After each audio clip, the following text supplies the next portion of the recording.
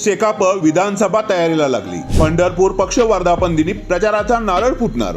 विधान परिषद निवडणुकीत पराभव झाल्यानंतर शेकाप सरचिटणीस माजी आमदार जयंत पाटील विधानसभा तयारीला लागले आहेत।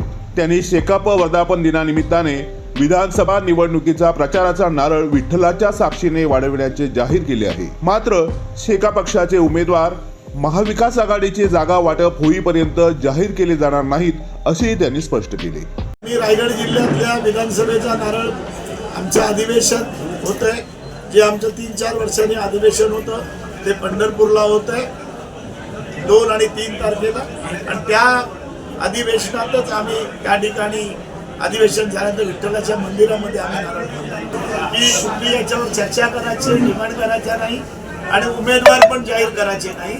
उमेदवार आता आघाडीची पहिली बैठक होईल, ती चर्चा चालू आहे आणि त्याच्यानंतर कोण कोणामध्ये राहणार आहे, कोण कोणामध्ये जाणार आहे, शिवसेनेबरोबर कुठले पक्ष राहतील त्याची चर्चा त्यांची चालू आहे आणि त्यामुळे त्यानंतरच आपला निर्णय या ठिकाणी होईल। उमेदवार होणार आहे, पण इथला रायगड जिल्ह्यातला प्रत्येक शेतकरी कामगार पक्षाचा कार्यकर्ता हा उमेदवार आहे, या भूमिकेतून आजपासून काम करणार आहे।